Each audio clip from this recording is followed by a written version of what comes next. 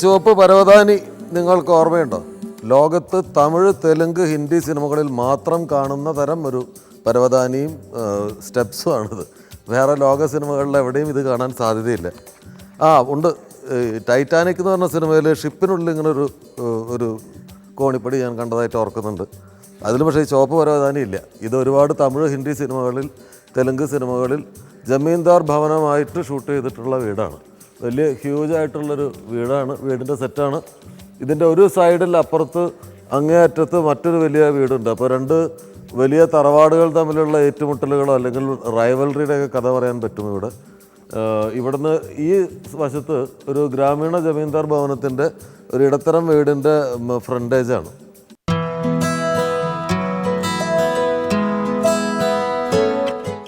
ചിരഞ്ജീവിയുടെ ഇന്ദ്ര എന്ന് പറയുന്ന സിനിമ ഇതിനകത്താണ് പ്രധാനമായിട്ടും ഷൂട്ട് ചെയ്തത്.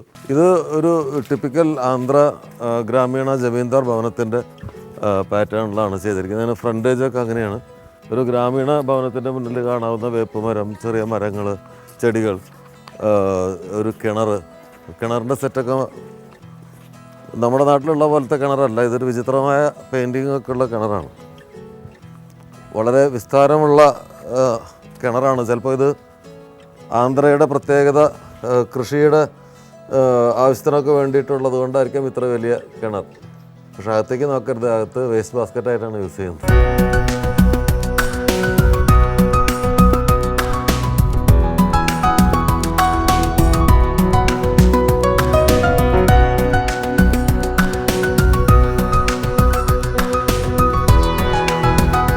ഒരു സെറ്റിനകത്ത് നിന്നും ഒരു പൊള്ളാച്ചിയിലെ ഗ്രാമീണ വിശാലതയിലേക്ക് ആണ് നമ്മൾ കടന്നു വന്നത്. ഈ വീട്ടിൽ വെച്ചാണ് മഗധീര എന്ന് പറയുന്ന സിനിമയുടെ കുറച്ച് ഭാഗങ്ങൾ ഇതിൻ്റെ ഇൻറ്റീരിയറിൽ ഷൂട്ട് ചെയ്തിരുന്നു.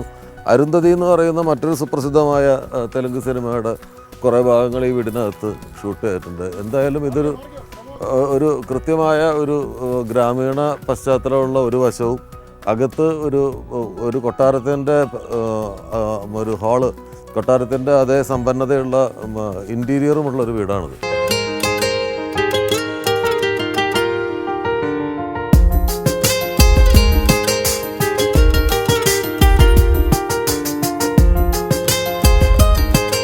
ഇവിടെ ഓപ്പോസിറ്റ് മറ്റൊരു വീടുണ്ട്.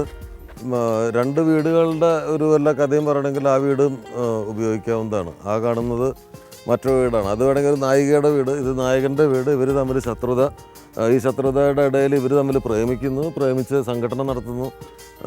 അവസാനം ഇവർ ഒരുമിക്കുമ്പോൾ വീട്ടുകാർ തമ്മിൽ സ്നേഹത്തിലാവുന്നു എന്നൊരു കഥ ഇപ്പം തന്നെ നമുക്കിവിടെ ഉണ്ടാക്കാം. ഇവിടെ തന്നെ ഷൂട്ട് ചെയ്യുകയും ചെയ്യാം.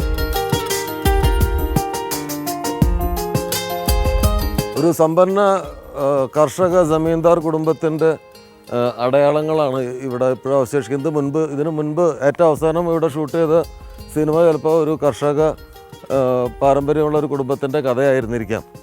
അപ്പുറത്തൊരു തൊഴുത്തിൻ്റെ അടയാളങ്ങൾ ഇപ്പോഴും അവശേഷിക്കുന്നുണ്ട്. ഇനി അടുത്ത സിനിമയുടെ ആളുകൾ വരുമ്പോൾ അവർക്ക് തൊഴുത്ത് ആവശ്യമുണ്ടെങ്കിൽ ഇത് വീണ്ടും സെറ്റപ്പ് ചെയ്യും. ഇതിൽ പശുക്കൾ വന്നു നിന്നാൽ തൊഴുത്തായി. ഇതിൻ്റെ വിധ വൈക്കോൽ വെച്ചാൽ വൈക്കോൽക്കൂനായി. വൈക്കോൽക്കൂനക്കൊക്കെ ഒരു വശമേ ഉള്ളൂ എന്നുള്ളത് മനസ്സിലായില്ലേ? അകം ഹോളമാണ്. ഇതിനാണ് തട്ടിപ്പ് എന്ന് പറയുന്നത്. സിനിമയിൽ ഇത് വളരെ ശാസ്ത്രീയമായി ചീറ്റിംഗ് ഷോട്ടുകൾ എന്ന് പറയും.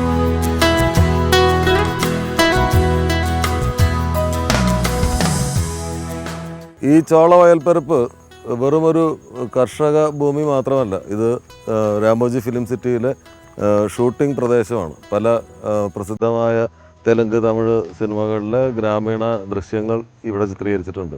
ചിരഞ്ജീവി, നാഗാർജുനയും രജനീകാന്തും ഒക്കെ ഈ ചോള വയലുകളിലൂടെ പാട്ടും പാടി നടന്നിട്ടുണ്ട്.